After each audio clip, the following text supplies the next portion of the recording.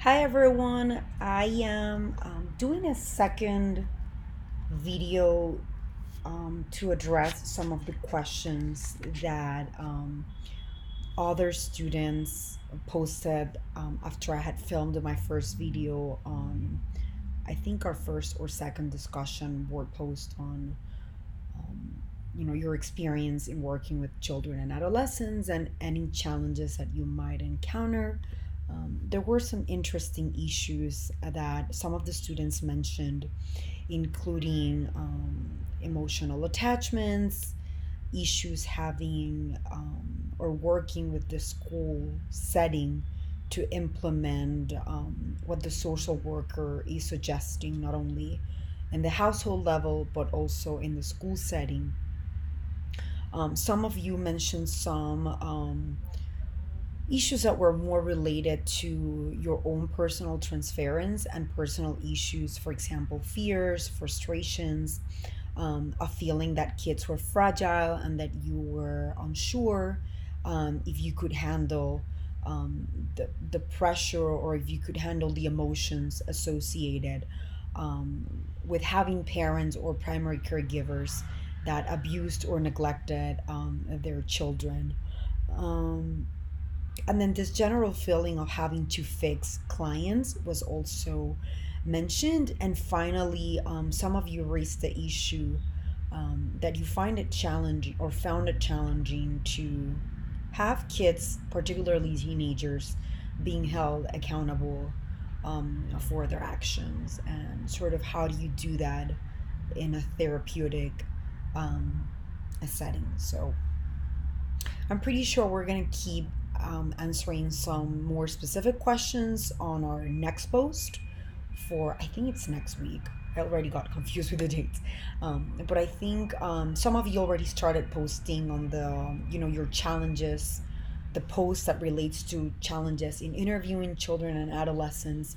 I know there are many more students still to post, so I'm not going to comment on that, but I'm already taking notes on some of the challenges that you have mentioned that you would encounter specifically during the interview process. And I'll make sure to film a video next week addressing those challenges as well.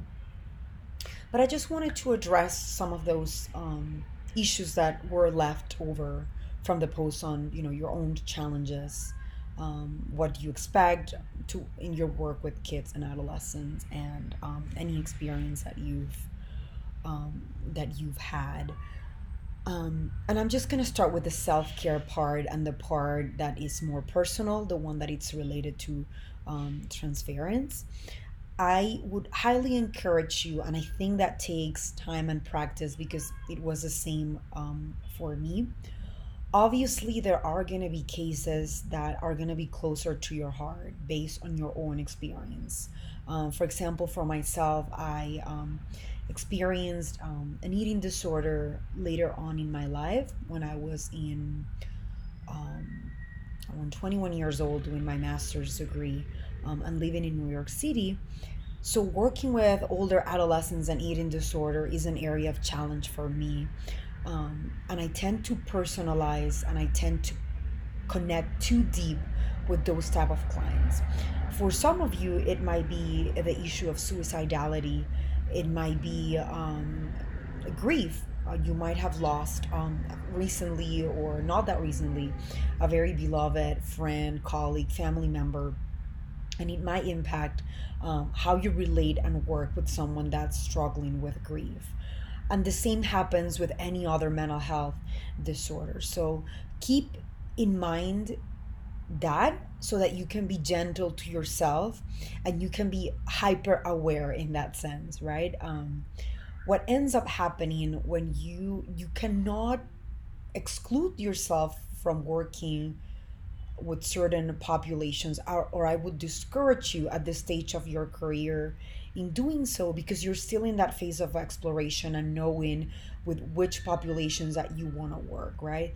The least you can do is explore and see how comfortable do you feel. And in any case, these issues of transference and feeling uncomfortable working with certain types of populations are going to emerge with any population that we work with. So just be kind and gentle to yourself and be super aware.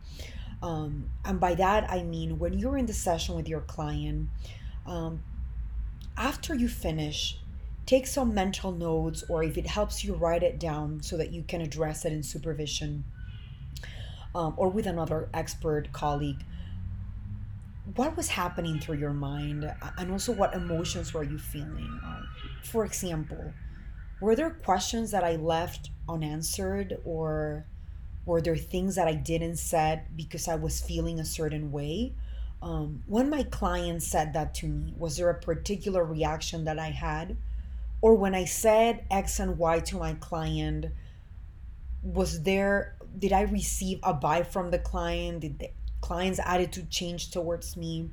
Just keep in mind those little things that happen during the interaction. And once you're done, just make sure that you debrief and process them, because that's kind of like the art of learning how to deal with these personal emotions that interfere with our work, either for better or worse. Remember, just because you've had a specific experience with a problem, with a mental health problem or a social problem, doesn't mean that you're incapable or that you don't have the abilities or skills to work with that population.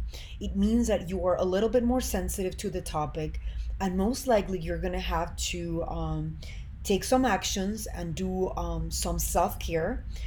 And by self-care in this context, I mean you have to be gentle, kind to how you're feeling, to how you're thinking. You have to know that it's okay to feel more impacted by certain kind of clients and issues. And you have to kind of tell yourself, it will be okay, and I will learn new skills and new ways of approaching this situation. So that is my first advice when you're kind of experience a little bit of struggles with um, I'm afraid of working with kids because I perceive them very fragile. I'm afraid of being too personal. I'm afraid of becoming too attached. I'm afraid of not being able to connect with them. Because in the end, we're all human beings, so we have that in common. You have the capability of connecting with anyone. It's pretty much more in our mindset that we don't have the ability. But just because we're human and we live in the same kind of earth, that in and of itself is enough for us to connect with other human beings. So don't be afraid. It's like any other relationship. We are bound to make mistakes. Our clients are bound to make mistakes. We're bound to misinterpret. Our clients are bound to misinterpret. We're bound to say things that might be inappropriate, and so does our client. And I don't want to go into those details because I'm leaving that for the next video. But there are things in the interview that we should be aware and we have to do to handle those specific emotions. Um, and then related to that, we also have to probably do a little bit of work in terms of how we perceive children. I've been seeing a lot of vocabulary regarding frailty, at risk, vulnerable, attachment, and I haven't seen a lot of you guys mention the strength in terms of independence, autonomy that a child and an adolescent are gaining or are having. And I don't necessarily blame that on us. I think the US culture in general kind of regards child rearing um, within the scope of the parent. And the US as a country does not acknowledge, we haven't even signed or ratified those international treaties on childhood rights. So we don't have the language legally and culturally to kind of help us see or view that kids and adolescents, yes, of course, they are dependent on adults for being raised up and being guided in life, but they also have, they're developing autonomy, they're developing their independence, they have capacities, they have strengths. They're just different. Just like for a lot of you that work with the elderly population, it's the same as if we're saying just because they're elder, that means they're fragile. Yes, they might need more support, but be aware of the language that you use, because that might be unconsciously influencing some of these issues that you're mentioning, that you might feel not capable, that you think you might become too attached, that you are a little bit afraid of working with vulnerable populations.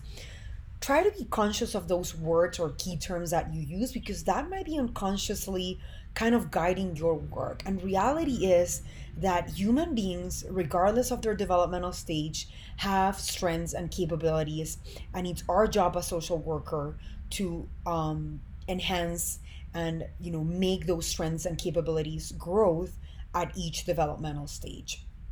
So some things to keep in mind. The other thing that I wanted to mention, some of you mentioned the difficulties of implementing some of the things that you work with your kids and teens in other settings, like the basic one is a school setting. Yes, and yes, absolutely. I get that. I did my field placement in a school setting, and later on, I did another field placement at a hospital, but later on, I mostly did work in clinics or social services organizations. And I completely understand that. I think one of the challenges I faced was, how do we translate what we are doing in the home, in the clinic, or the work setting and the school, because our kids and teens spend most of our time in an institutional setting, right? Whether it's a school or another type of program, depending on the population of kids and adolescents you're working with. Um, I have often found that our education system, and I don't think this is only in the US, I've worked internationally and I can attest that similar things happen. Our teachers are sometimes are overburdened. We have schools, in particular neighborhoods, that have the resources and strengths, but that also have a lot of challenges and disadvantages. So you might have a certain type of student in that school, which are more, have specific social, geographical, academic, and emotional challenges. Not to say that they don't have strengths and skills, but obviously we cannot take that away. There are some neighborhoods and contexts that are at a disadvantage, and obviously because they're at a disadvantage, the individuals that make up the community are also going to be at a disadvantage. I think what has worked for me from experience, I don't really have the perfect answer for this. We might have to be a little bit more proactive and do more visits, right? And engaging more directly. I know that might be a little bit hard when you have multiple things to do, a lot of paperwork, a lot of clients, a lot of responsibilities. But maybe pick and choose the clients that you think truly merit school attention, and start by refining. You have like 30 clients, whatever number of clients you have, but maybe start working with those that you feel, okay, these issues need to be worked at in the school as well. And maybe instead of doing it client by client, maybe take a list of the clients that you have, that the school has to be a little bit more proactive in addressing these issues. And maybe you can set a time with the school director, with a principal, with an administrator, with the school social work. And instead of like teachers as well, instead of doing it like piecemeal, okay, this week I'm going to go and talk about this client. 2 weeks from now, I'm going to do this client. Try to kind of bundle them up and have like how do I put it? Like a larger meeting, but in a sense, it's facilitated for you and the school personnel, because you kind of carve out a couple of hours and talk about several clients that you have. If you are working in a neighborhood and a couple of the kids go to the same school, of course. You can do something similar if maybe the schools that your clients are in are very close by. Maybe you can take a day to just go and visit schools and talk about those clients. Just find strategies that help you sort of like be more in contact with the school personnel. Something that helps me is, before you go there, because why am I mentioning this? I haven't had a lot of good experiences sending these forms or like instruments or tests to measure behaviors and having them return back. Sometimes I try to call the teachers and I don't get responses. Sometimes I never get a response. Sometimes it takes a while, and sometimes our issues are really pressing. So what I do is, if they don't come to me, then I'm gonna have to do something. Obviously, not every day of the week, but periodically. And for certain clients, probably the ones that need to work the most in school, I might just take the time to go there, and just plan the day out, right? And what I mean by that is just have a list of things, have a list of areas that you want the school to focus on, to work on, and do not go haphazardly and kind of make up the discussion in there and leave it open. I think it's better to commit people and resources right away, and we should be able to start that organizational process. So if you, for example, have already started working something out in your office with your client, and you think it can be translated to the school, like a behavioral chart, for example, take the behavioral chart, take a copy of the behavioral chart, and specifically tell them what you need them to do, and do it simple, right? Maybe you don't want to ask a teacher to do the behavioral chart for every day, but maybe she can commit to 3 days a week, whatever works best for the setting. Just because a behavioral chart ideally should be completed every day, we have to work with the reality of the settings in which we're at. And you're not gonna stop collecting data that's important to you because you want to stick with a model, or you want to stick with what the manual says. It's better to have something than not to have anything at all from work to keep working out with the child and the family. So for me, it helps like strategizing, right? Giving them simple tasks, organizing the tasks for them, and then periodically keeping in touch with them, just setting a plan of, for example, how are you going to give this back to me? If it's a behavioral chart, if it's a form that you need, if it's any other paperwork, can you send it with the mom? Can you put it in the assignment journal or notebook? uh, can we talk? Is there a time that it's convenient? Do you prefer for me to visit? Just try to work with them, and also do like your best sales pitch, in how, if we address this, how can that benefit you as a teacher, right? um, the more you support this child, the least disruptive and the more academically competent he or she is going to become. So in the end, that takes stress from the teacher, because the teacher is already compromised by working with all the complicated or disruptive behaviors that the kid is having or the teenager is having, and that's creating unnecessary stress for the teacher. So if you can pitch it in a way that not only the child gains but the teacher gains, I think that's sort of going to put you in a better position to work with the school setting. I think that's what I have for now. I hope those little tips help you. Please don't forget to check, as I always suggest, don't forget to check the assessment section, the intervention section in the tab where it says course materials. I hope that also the kind of, not these videos, but the more educational expertise videos and movies that I show you also help you think about these issues. And then next week, I'll come back to address your challenges in interviewing. I'm also seeing already a lot of interesting things. So I hope to see you next week. Bye bye. Have a great week.